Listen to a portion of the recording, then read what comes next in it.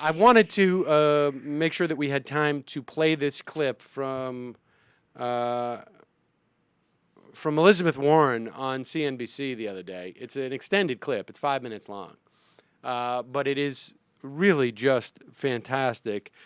So much so that even Jim Cramer tweeted out yesterday, there's this weird idea that Elizabeth Warren somehow bested CNBC yesterday.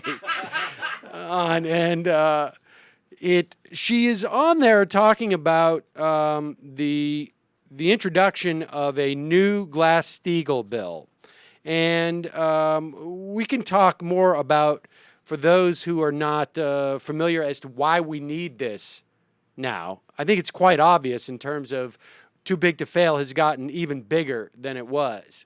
And the implications, some will argue that it may or may not have stopped the financial crisis of 2008, but it certainly would have helped mitigate its impact in many respects.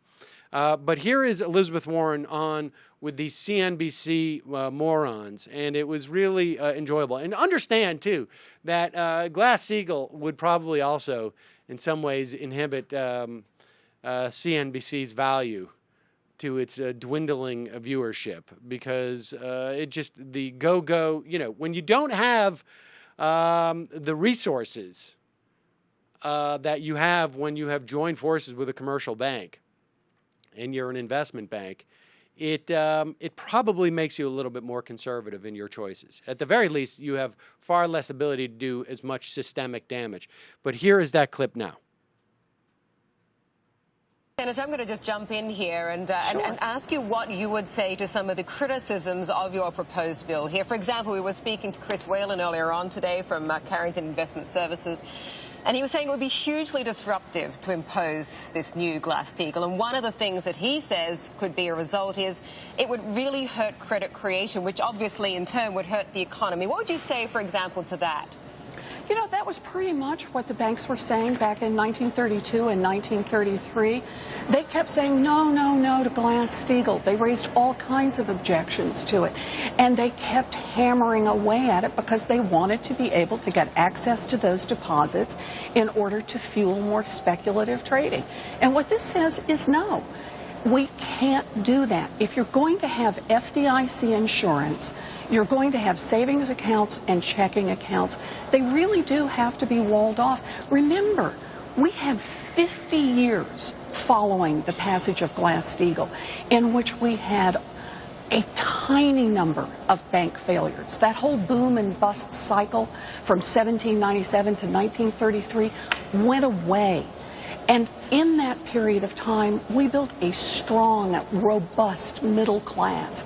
What happened is we started chipping away, and part of the chipping away at that was to say, load up the banks with more and more risk, get them more integrated, and let them get bigger and bigger. And when that happened, we were in the position of having to bail them out when they got into big financial trouble. Senator, I will push back, though, on the relative security that you're portraying Glass-Steagall to have given us, because Continental Illinois in the early 80s was the seventh largest bank in America. It failed, almost set off basically another major banking crisis. Shouldn't we just tell the American consumer that no matter what we do, there will be bank boom and bust cycles, no matter what the laws and regulations? You can't protect. Okay, before now, Elizabeth Warren has a response to this, but the response that occurred to me was that the guy said, we almost had a banking crisis. So we had one of the largest banks in the country go under, and we almost had a banking crisis. I wonder what it was that prevented it from being a systemic crisis. I wonder. This guy barking up the wrong tree and clearly just has, this is one of those instances, and we mentioned it with Josh Fox on the program yesterday when he went up against Niall Ferguson on Bill Maher, where you love to see someone who has an inch deep worth of awareness of what the issue is because they've gotten talking points against someone who really does know what they're talking about. And here's Elizabeth Warren responding. No. That is just wrong. Why?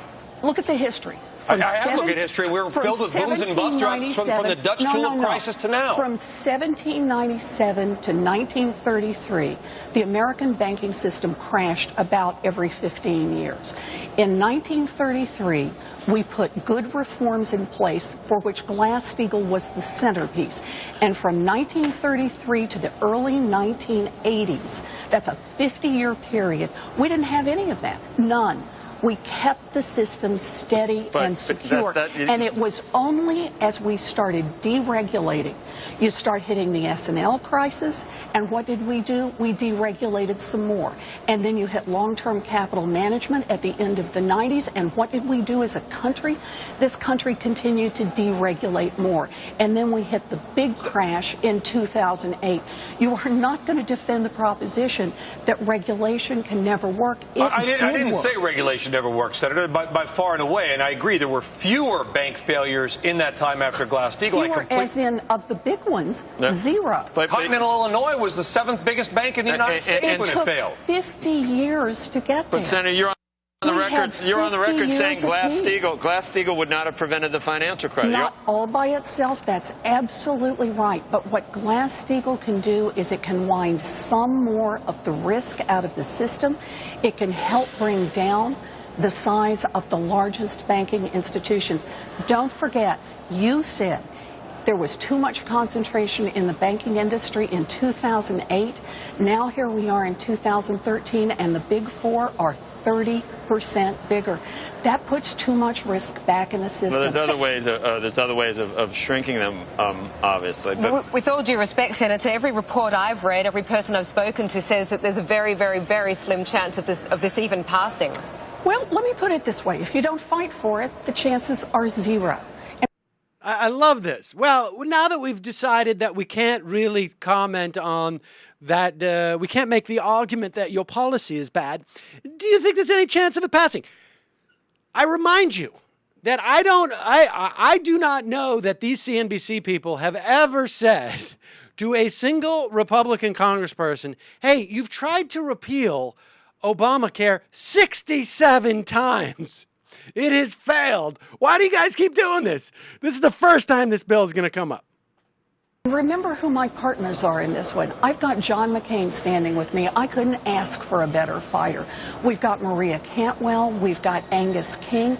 We've got a Democrat, a Republican, an independent, all people who are willing to get out Senator, there and you know fight. what the prospects are. The House has voted 37 times to on Obamacare to defund it, and I mean, is this any different? I mean, you're making a statement, but we want Congress to do things that actually have a chance of happening and become law.